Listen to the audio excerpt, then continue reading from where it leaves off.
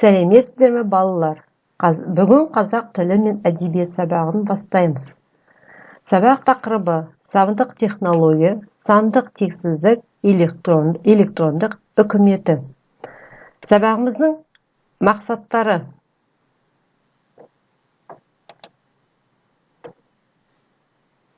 Сабақтың мақсаттары: бірінші, цифрлық сауаттылықты арттыру, заманауи ақпараттық технологиялық құралдармен таныстыру, электрондық порталдарда Платонус, Zoom және тағы басқа онлайн ресурстармен жұмыс жасауды білу.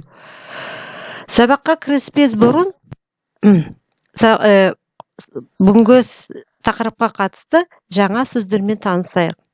Жаңа сөздер: сандық цифровой, бүкіл әлемдік всемирный, желі сеть, адамзат игілігі благо человечества, жылдам шешу быстро решить, қолжетімді досягаемый доступный, қызмет көрсету обслуживать, заңды тұлға юридическое лицо, кері байланыс обратная связь, біркелкі одинаковый, аналогичный. Осы сөздері дәптерге жазып, еске сақтаңдар.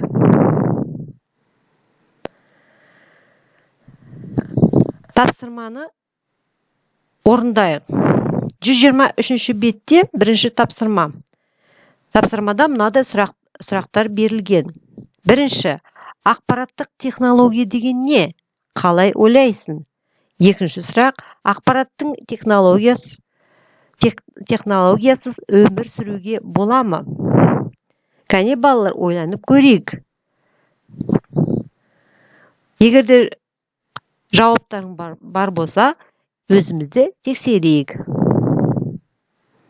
Бірінші сұраққа жауап. Ақпараттық технология немесе көпшілікке IT атымен танымал ұғым. Қазіргі компьютерлік технология негізінде ақпаратты жинау, сақтау, өңдеу және тасымалдау істерін қамтамасыз ететін математикалық және кибернетикалық тәсілдермен негізгі техникалық құралдар жиыны. Суретке қарайық. Екінші сұраққа жауап.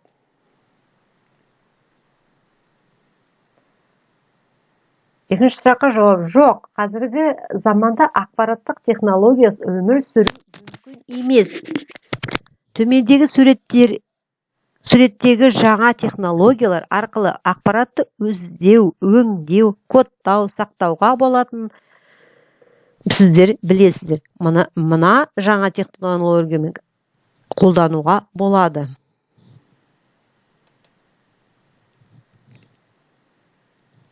Тыңдалым. Бұл тапсырмада аудио мәтінді тыңдап, сандық технология деген не екен? Сол сұраққа жауапты. Екінші сабақтар. Екінші тапсырма. Сандық технология деген не? Ол адамдарға не үшін қажет? Сандық технология кодтау әдістеріне негізделген ақпарат берудің дискретті жүйесі. Сандық технология аз уақытта бірнеше міндетті шешуге мүмкіндік береді. 12-ші тақырып. Не балалар, сендер сандық технология деген не екенін білдіңдер. Сандық технология қазіргі біздің заманымызда өте маңызды ресурс.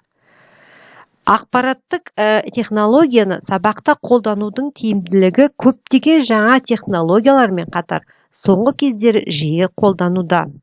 Осыған байланысты күнделікті сабаққа мультимедиа, бұған жататындар видео, аудио қондырғылары, электрондық оқулықтарды және компьютерлік бағдарламалар, интерактивді тақта және тағы басқа көрнекі материалдарды пайдалану айтарлықтай нәтиже береді. Келесі тапсырма. Оқылым, жазылым. 123 123-124 беттегі үшінші тапсырманы орындайық. Мәтінді түсініп оқы. Содан соң 125 беттегі 9 тапсырманы орында. Көп нүктенің орнына қажетті сөздерді жаз. Қажетті сөздер: адамзат игілігіне, жылдам шешуге, сандық, қарыштап, бүкіл әлемдік ақпаратты желісі. Осы сөздерді қойып, сөйлемді толықтыру керек. Келесі тапсырма: тыңдалым, айтылым. Аудиомәтінді тыңдап, сұрақтарға жауап бер. Бірінші сұрақ: тыңдаған мәтін не туралы? Әлемнің 173 елінде қандай қызмет көрсетіледі? Электронды үкімет қай елдерде дамыған? Қазақстанда қандай қызмет дамып келеді? Сұрақтарының жауаптары дайын болса, тексеріп көрейік. Бірінші сұраққа жауап: тыңдаған мәтін электронды үкімет туралы. Екінші сұраққа жауап: әлемнің 173 елінде электронды үкімет қызмет көрсетіледі. Электронды үкімет Европа елдері жақсы дамыған. Қазақстанда электронды үкімет қызметі дамып келеді. Келесі тапсырма: оқылым, жазылым. 131-132 беттегі үшінші тапсырманы орындау. Мәтінді оқып, келесі жазылым жұмысын орындау керек. 133 беттегі 9 тапсырманы орындайық. Көп нүктенің орнына қажетті сөздер мен сөз тіркестерін жаз. Қажетті сөздер: сауаттылығы, ілгерілейді, шектеусіз, теңсіздікті, жою үшін, меңгеруде, бейне таспаға, шектеулі, бейне жазбадан.